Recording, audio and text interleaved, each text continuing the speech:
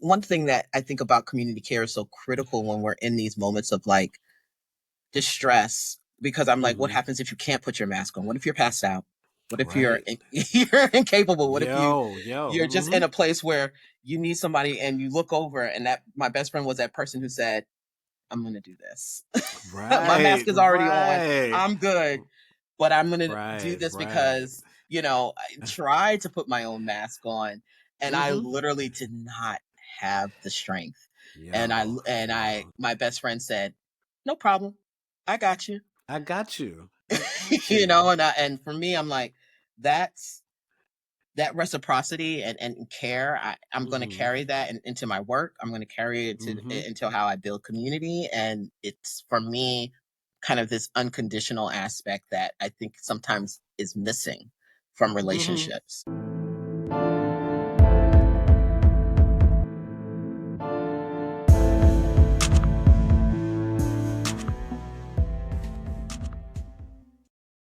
Hi, everyone, and welcome to the fourth season of In the Telling, a global Black family podcast. I'm Miranda Mims, and I am joined by my amazing co-host, Stephen G. Fullwood, and we are the founders of the Nomadic Archivist Project, which is an initiative to really get everybody that we possibly can involved in thinking about archives and their legacies across the global Black world.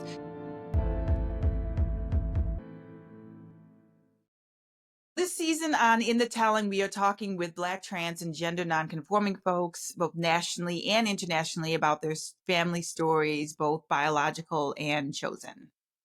We are so fortunate today to be having a conversation with Dr. Van Bailey, a fashion curator and a higher education trailblazer. His speeches, talks, content, and workshops relate to LGBTQ visibility, fashion as resistance, and intersectionality. He has experience in overseeing offices that address implicit bias and was a chief student diversity officer. They served as the inaugural director of 2 LGBTQ student centers at both Harvard and the University of Miami. To learn more about Dr. Bailey, check the link to his page in our show notes, drvanbailey.com. Welcome to In the Telling. Thank y'all so much. Very excited to be here. It's great to be in conversation with you today. Yes. Absolutely. So as a way to sort of ground the conversation, the way that we like to kick it off is we'd just love to hear from you about, how you describe yourself or define yourself through your specific lens of thinking about heritage and family. Mm-hmm. Yeah, thank y'all so much for the question. For me, I think as a Black trans person, I'm always trying to ground myself in kind of ancestral practices. And sometimes Mm-hmm. we don't always get the opportunity to have deep relationships with our families. And so Mm-hmm. I am fortunate enough to have some information, and not all, but for me, I describe myself as a trans masculine person. I am non-binary. I come from a family ancestry where my mother is Jamaican and Afro-Cuban. My father is, and she was born in Kingston, Jamaica. My father is African American. He was born in Buffalo, New York. Okay. I come from, two very different types of people and parents. And my father was a military guy. He was a DJ back in the day. And my mom is a person who has worked in childcare for a very long time, and now she's a nurse. And it's interesting to, know that my grandmother came, to the States kind of fleeing an abusive relationship, brought my mother over to the States, and then eventually my aunts and uncle came later on. And my father is, the son of a factory worker, because, industrial kind of work is very popular in Buffalo, New York. Especially, during the time that she was working in the 70s and the 80s.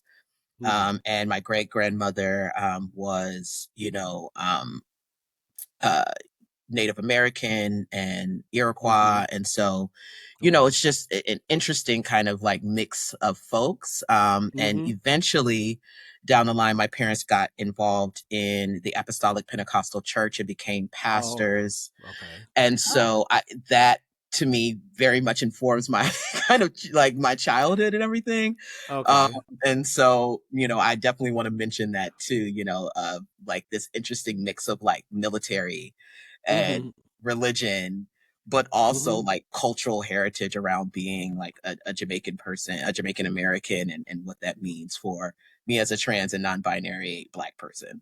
Right. And a migration story, so many stories intertwined Yeah. with one another. Yeah, for sure. That have been poured into you, right? Yeah, And for so, sure. So where did you grow up? Did you also grow up in Buffalo, New York? I did not. So I was born in Buffalo. And because I was born in Buffalo, but I was raised in Charlotte, North Carolina. My dad came down. Okay. My parents came down to North Carolina because of the military. Okay. And so I was like 3 years old. And that I really have no memory really of Buffalo, or like I believe we were in Kentucky and Texas before that on bases. Okay. And then we came down to North Carolina. So I consider North Carolina home. I was raised in Charlotte. That's where I went to elementary, middle, and high school. And so that is a city that, if people say where is home, my mother still and all my siblings, they still live in Charlotte. That's where I go for holidays. So that is the most like home feeling city for me. So yeah. But your parents, they met in Buffalo. Yeah, so my parents met, interestingly, my dad was a DJ, and my mother was going to school at Cortland. Oh, wow. Yeah, so my mom was going to school at Cortland, which is in upstate New York, and he was DJing a party. And his best friend, who was also a mutual of my mother's, introduced them. And so they met and fell in love. And here I come about a year later. And and Van is actually short for vanity with a D, because my dad is a DJ and a big Prince fan. And I'm actually that's my modeling name. I love my name. I think it's super queer. And it's kind of like encompasses like how my parents met, because my dad is a huge music person, loved Prince. And my mother, as a Jamaican, cannot pronounce T's, so vanity it is. So that's how kind of my name came about. So wow. Yeah, okay. Yeah. That was one of my questions when I was looking you up. I was like, your model name is Vanity versus Vanity, and so I love hearing the backstory behind that. Thank you. That is my birth name. So that's awesome. People are, and so I'm like, I refuse to change it, because how queer is that? How queer is that? Now, based on all this like backstory and grounding, like, obviously we're a family history podcast, or we're a family story podcast. Globally, we want to know what kind of story you'd like to share with us today. Yeah. So I really wanted to ground this conversation in the idea of chosen family and the critical nature of chosen family. As I just kind of discussed with my background, I am the oldest child. And being a queer person wasn't always embraced by my family. And I experienced a lot of just like dissension with my birth family. And so when I went off to college and really started to discover that I could, like, there are people who were going to show up for me unconditionally, and I got introduced to this idea of chosen family. I wanted to tell a story about how chosen family has literally been a life-saving factor for me. And wanted to ground it in the idea of like the critical nature of chosen or found family for people, and how it can literally be life-saving. And I think it's very critical to tell this story right now, particularly as the attacks on trans people are happening, in this country, and what resiliency can look like for us, and what, opportunities are out there for us to like survive and thrive. Yeah. I mean, it's definitely critical. It's always been critical, but in this exact moment, it's pretty scary. When you talk about and think about chosen family, just to sort of sort of give it a little bit of definition, and you also said found family. What does that mean for you? What is chosen family? How would you define it if someone were to ask you? Exactly. Or is there a difference between chosen and found? Right. For So you? I think that there's a distinction, right? Because for me, chosen family is about who are the people who show up for you in love and support, who are not your biological family. Okay. And for me, that's a choice. Like I don't have a choice about how I was born and who I was born to, but for the people that are in my life that I have decided are going to be on the life journey with me, whether they are best friends or people that I literally see as siblings, for me, I've made the choice to have them in my life and also to show up for them unconditionally. That happened for me through a process of finding. And for me, that was how people showed up for me in critical moments of distress.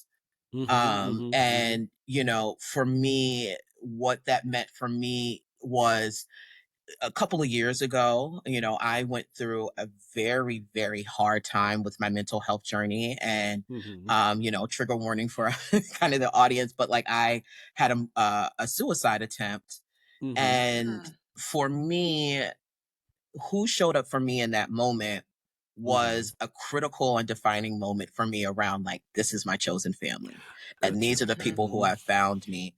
And these are the people who are going to show up for me unconditionally. Because yes, my biological family was there, but to understand kind of the nuance of what the background, what was happening, particularly around, feeling like I didn't have anywhere to go after, dealing with a very toxic and romantic relationship that I was in, and being in a toxic work environment. And I just felt like this was the end, like there's nothing else for me to lean on. And particularly my best friend, who I see as a foundational person in my survivability in this world. Like I need them. They showed up for me and literally was like, you can't go anywhere. In fact, I was living in DC.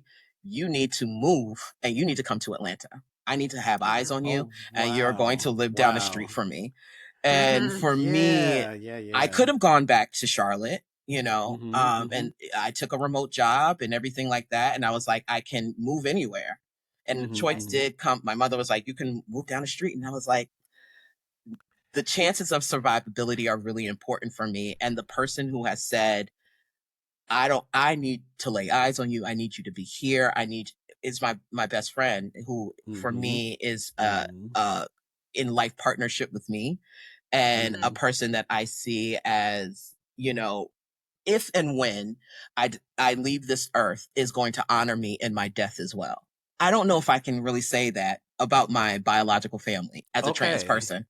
I hear that. Who, like who is a person who's going to make sure that people understand I'm a trans and non-binary person. Y'all not going to try to shave my facial hair and my casket. Y'all not going to try to have me in a dress. Y'all not going to have me out here misgendering me in the news. Yes. Who is going to be that person? And this person is that person. And I have not only chosen them, they've chosen me. And I'm so glad that we found each other. So for me, that's really important for me to kind of share. I am so glad that you decided to share that, because one of my questions was around the ways in which people show up for one another. And so this foundational person, your best friend, said, come here. I want to keep my eye on you because you're mine. And our communities are really under duress. And at times when we those are life-saving moments for us. And I'm so glad that your friend decided to do that, because we need demonstrations of that. We need to be able to say that. Something you said in a past interview around having these deeper critical conversations. Well, to do that, you have to have sustained conversations. They cannot be just here and there. It's like, no. I know where you're at the moment. How are you doing? Let me check on you. Let me call you, text you. Just, some things that could be seemingly very small things, but they're really large in the context of things. And so, where did you meet your best friend? So I met my best friend. I was living in Boston, and I met them through a mutual friend who was their ex. And we just hit it off as soon as we met. There's not, and if people who are from Boston or have lived in Boston, respectfully, Boston is not a thriving metropolis for Black life.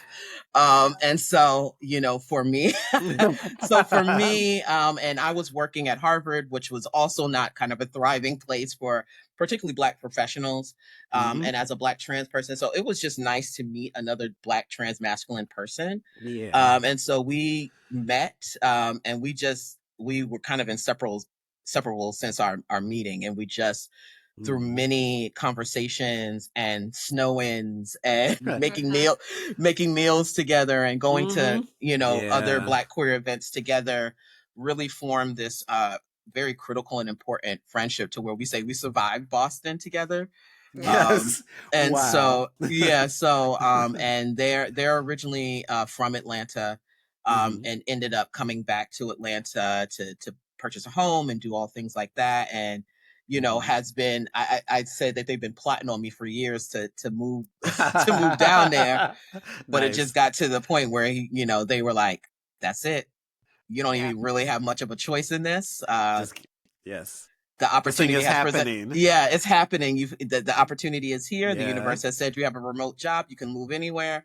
And I think something else that's kind of critical to note is the isolation that many Black trans masculine people feel. Like our population is the number one population for suicide attempts and ideation.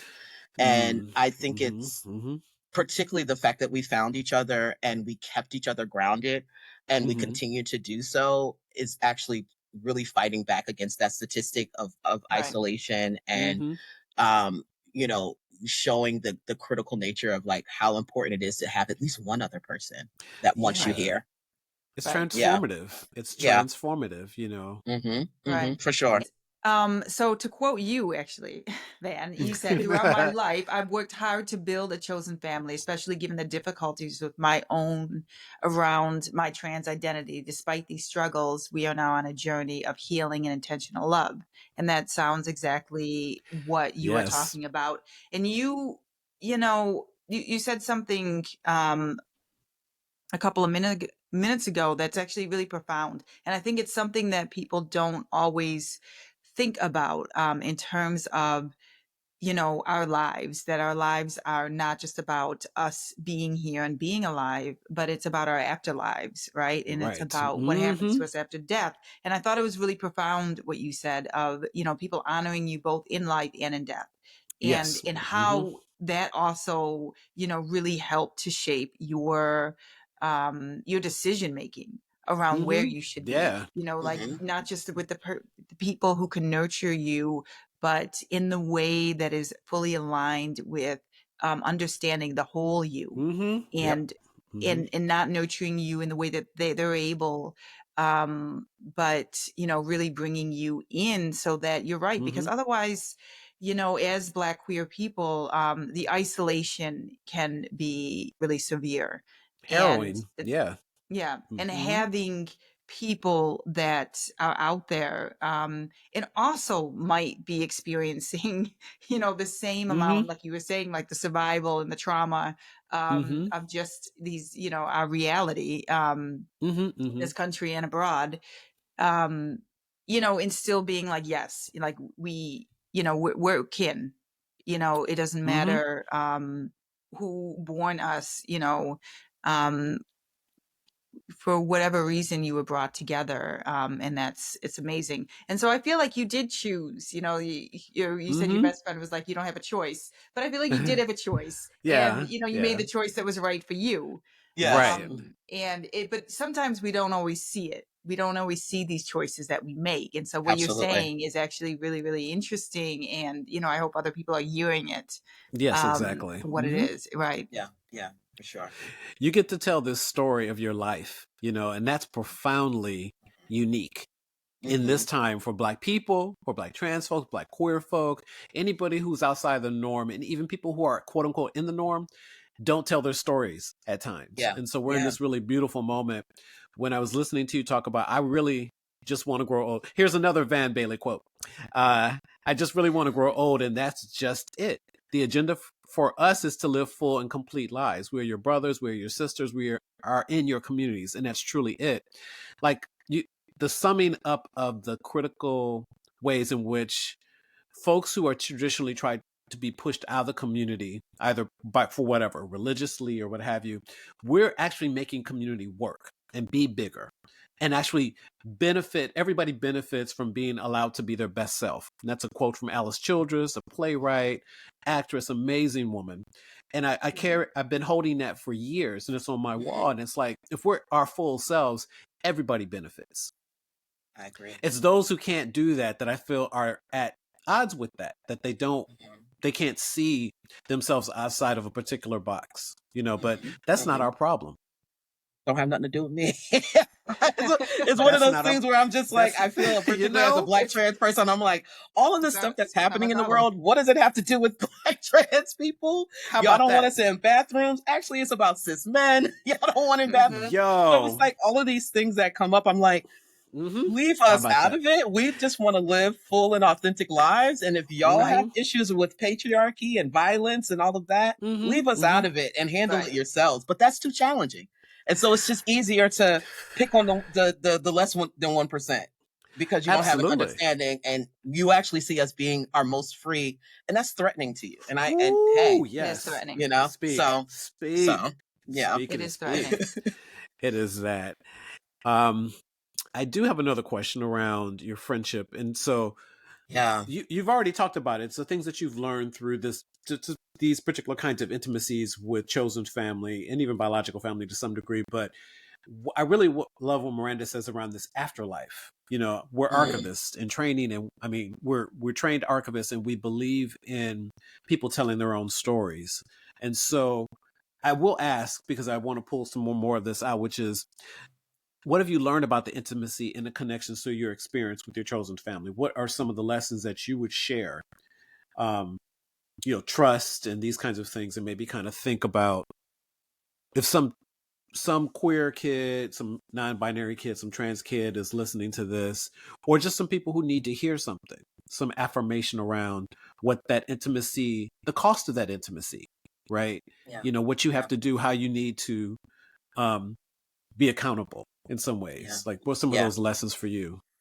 Yeah, I will say what I've learned from my best friend and our relationship is some of the deepest intimacies that I have been able to garner has happened separate from romanticism. And I think that, sometimes, particularly as Black trans people, we get in our heads around like who's going to love us. And that can be wrapped up in this idea of like, I have to have a partner, or I have to be in these romantic relationships to get this type of affirmation. And that's fine. But for me, intimacy and connection and closeness has been able to occur because I did have somebody hold me accountable, because I did have somebody who said that, there's been many times where, when I broke down, and I remember they flew me to Atlanta shortly after my attempt, and I like cried so hard, and I was on their living room floor, and they just held me. And I had never been held by a lover, by a parent so intensely and caringly, and it wasn't about them. And after they kind of comforted me, they still had a conversation about accountability to me around, this is still your life. You have control, get it together. And there was a little bit of like hardness to it that I needed to hear, that I was thankful for, but I knew that it was grounded in the fact that they're like, and they were kind of distressing to me, like, I wouldn't know what I would do if you weren't here. And I think for me, as a person who was in distress and dealing with suicidality, I needed to know that somebody wanted me here. I needed to know that my life meant something to somebody. And I couldn't just, even though you have the choice to do so, but for me at the time, I didn't want to give up. I had to make the choice to live, which means there is some responsibility that you have to have in your life. Pull it together, get your finances together. You're going to have to move. You're going to have to do this. You're going to have to, you can't lay around in bed, because I was severely depressed. And Right. so like it was hard for me to like move out of bed. It was hard for me to feel like I can consistently show up for work. And it was like, nope, you're making a choice to be here, so you have to kind of pull it together. And they said, hey, I work for a medical organization. I'm going to get you, you know, on a health insurance and get you, you know. And so they were working behind the Right. scenes to ensure that I had resources, but it was Right. also like, you got to show up to those resources. You can't blow them off, you know? And Yes. so these are the Yes. kind of things that I felt like was really important. And another thing that was really important and part of my healing journey is for my best friend to meet my biological family. And, Oh, you know, okay. they actually met Yeah. this past Thanksgiving. And that Oh. was, and I don't have people meet my biological family, not even like I've had a couple of partners in the past, but this was a huge deal for me, you know, Okay. for us to drive from Atlanta to Charlotte and meet my family. And it Why was was it such a big deal? Why haven't you introduced people to your family before? because our journey when it comes to gender is still ongoing. I get consistently misgendered from by my mother and my siblings. And Okay. I had to be very honest with my best friend and saying, you might get misgendered. It's not malice. There, it's just where my family is at and in their journey. And there's a part of me as a non-binary person that I'm comfortable with it. Okay. Because there's a part of me that honors my girlhood and honors the fact that there is an aspect of me that my mother always sees that will be tied to my girlhood. And so I'm Okay. fine with it. But for other Yes. Okay. people, You that want might to feel protect unsafe. them. Yeah, that might feel Right. unsafe for them. And so I was Right. like, look, you know, you're gonna go in. My mother is very religious, and but loving and caring and wants you to be here. She gonna have the Yeah. food, the Jamaican food gonna be laid out. We gonna eat Woo. good. Woo. We're gonna eat good. But there's going to be also these kind of interesting nuances of you might be misgendered. There might be some questions that come up, you know, but they met each other and it was such a beautiful time.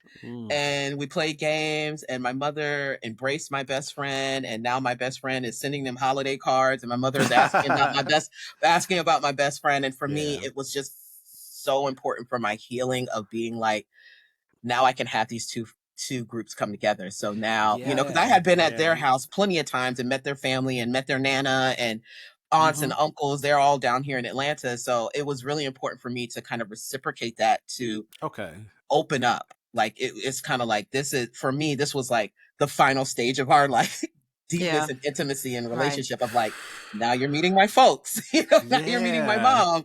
And so for me, Yeah. it was like, you know, and we've been friends for like over 10 years. And so it's like, I think it's time. You literally, my mother was like, ask about you because I talk about you in terms of like how important you are to my survivability and like, thank goodness. And my mother knows about the suicide ideation, all of that stuff. And so she wants to meet you. And so it was really Yes. important to just join those two worlds. And now I feel like for so long, I've had this separation and it Okay. felt good to like, okay, now I don't feel like I have to not live a double life, but like have these two aspects not interact with each other. I could see that being a part of your healing. Yeah, because you're afraid. I mean, fear is keeping them separate, right? And there's a Yeah. good reason for the fear, but that fear also holds you back. Yeah. And Yeah. Ooh. and able to merge because you do, it sounds like you do have love for your, you know, your biological family. I mean, it is what it is, It is but what it it sounds is. like Yeah. there's a love there. And you know, and you obviously have a love for your best friend, and it just makes sense. You know, you kind of Mhm. want to build those bridges. Yeah. And so I could Yeah. see how good for you that Mhm. it must be to now Yeah. be able to be so just open and having Yeah. them know each Yeah. other. Yeah, Yeah. yeah, absolutely. Like I'm getting older and so is my mom. And so I'm just it's one of those things where aging is coming into place. My grandmother was diagnosed with dementia. And so there's just a lot of things that I'm just really thinking about in terms of like this next phase of life of being like, I Right. turned 43 this year. And so for me, I'm just like, okay, let me start thinking about this not other half of my life, but kind of like, you know, it's Yeah. kind of time to start doing some healing around my biological family and ensuring that, you know, my mother knows me as best as possible. And I'm Right. grown at this point. So any aspect that you feel like you don't align with, we can talk about it, but it's not changing. And Right. so, and I feel that way about her as well, where she's like, you know, in her 60s and really kind of formed in her identity. And there's an aspect of each other now. As adults, we need to know each other. And especially as she gets older, I'm going to be there to help take care of her. And so there's just really important aspects around like care and curating that I think is important. And part of that is intimacy and getting to know the important people in my life, because that's not shifting either. Right. I have another Van Bailey quote. Hold on, Miranda, just 1 second. Okay. That relates to just what Dr. Van Bailey said. I champion a community care mindset over one that prioritizes individuality. We are all better off when we support and uplift each other. So I don't know if you remember when you said that, but I had to pull that today because I was like, that's after my own heart. I feel like my therapist likes to say, and he's a pilot, and he loves to say, put your own mask on before you help somebody else out. Right. And you tend to yourself, you develop yourself, you heal, but your healing has benefits for your community, for your family, your chosen family. And so I just love it. So I love that you speak, you walk in your walk, and you talk in your talk. So this is awesome. Yeah, I appreciate that quote, because one thing that I think about community care is so critical when we're in these moments of like distress, because I'm like, what happens if you can't put your mask on? What if you're passed out? What if you're incapable? What if you're just in a place where you need somebody and you look over, and that my best friend was that person who said, I'm going to do this. My mask is already on. I'm good.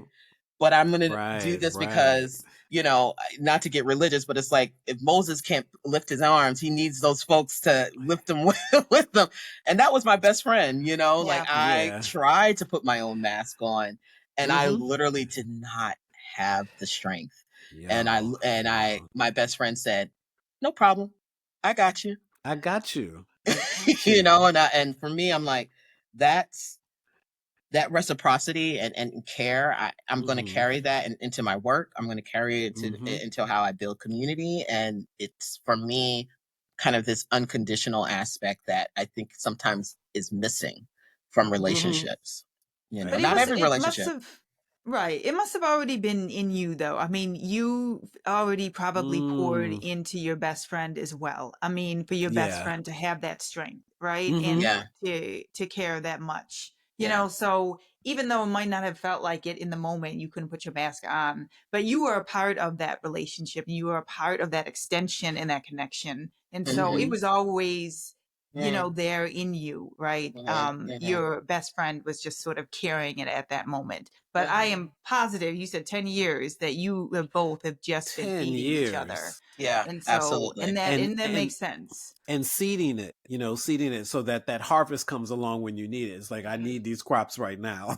I need to eat from these places. Very true. And so I agree with you. You pour into each other. I agree with Miranda said. Yeah. And, I really like, too, what you were saying about getting to know your family, your biological family even more. I think when it comes to like us sort of like understanding and healing from things, especially what our families do to us for, especially when we're kids, because we don't understand everything that happens, right? But the more you understand the people behind their name, right? Mom, like understand really because your mom is also a full person, right?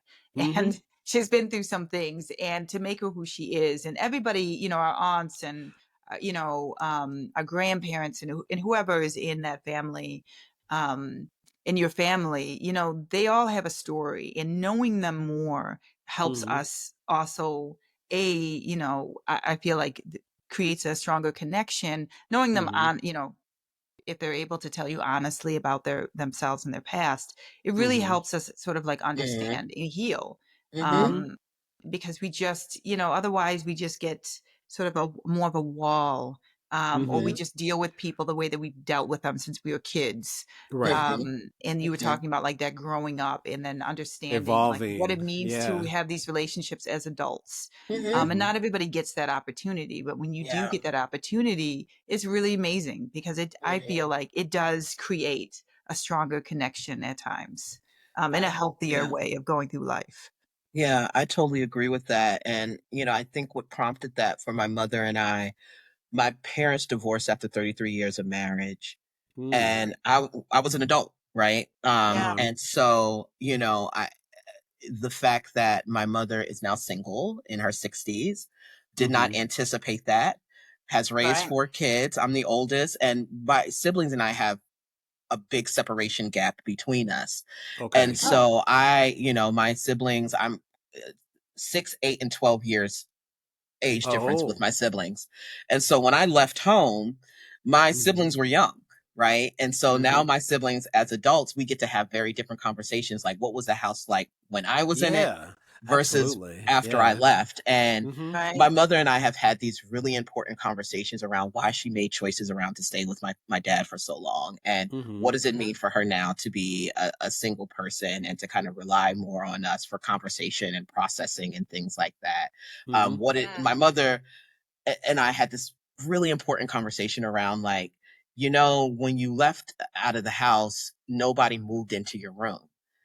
And I was like, I didn't know that. And she said, yeah, I don't think you realize how much your siblings missed you.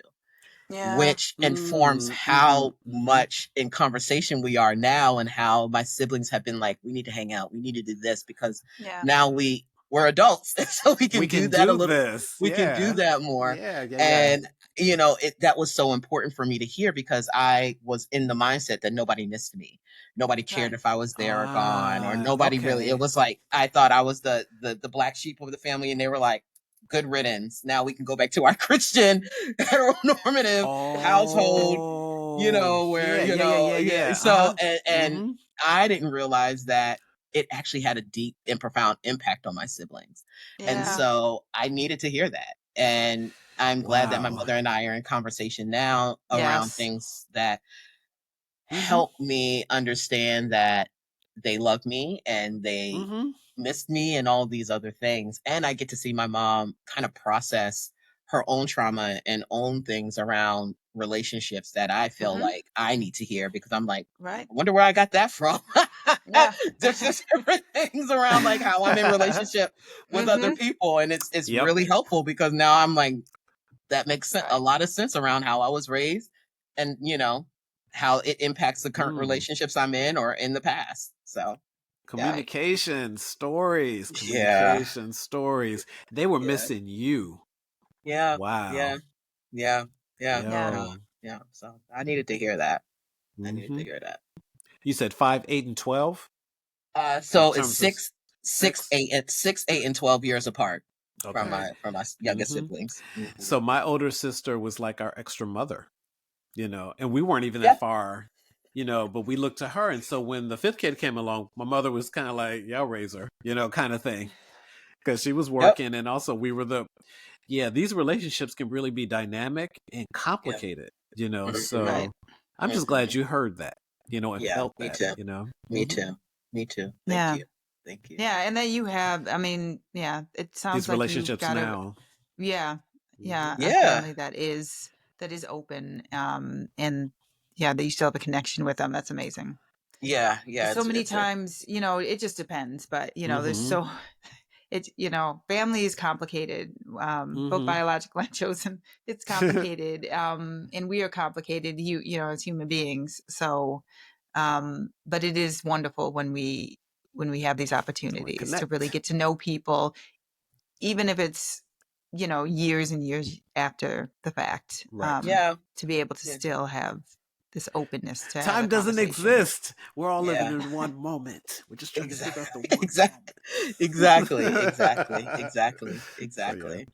So, Dr. Bailey, we are at the end of our conversation, and so it has been wonderful being in conversation with you today. Is there anything you'd like to leave us with? Yeah, I would say when it comes to, I'm particularly speaking to Black trans folks, and my message to y'all would be to let them love you, whoever it is. Okay. If it is a family member, if it is your chosen family member, if it's somebody who you deem as a close, intimate friend or a lover, let them love you. Take down the wall and know it's okay. You are worthy of that. You need it for your survivability. And, if you feel safe enough, to do so, reciprocate it. There's something that's really healing when you actually let your guard down and you realize and you start talking to, particularly as a person who deals with mental health, when you start talking back to your anxiety or your depression and telling it that it's a liar, that you actually have full control and you're worthy of being loved and you're worthy of being here. And you have people around you to remind you that. Just let them love you. So that would be my advice to people. Let them love you. Yo, Yeah. lovely. Mhm. Dr. Van Bailey. You got to say the Thank y'all whole so much. name. Yeah. Thank y'all so much. Thank y'all so much. Thank you so Thank much for you. spending Thank time with you. us. Yeah, we're great, really grateful for the time.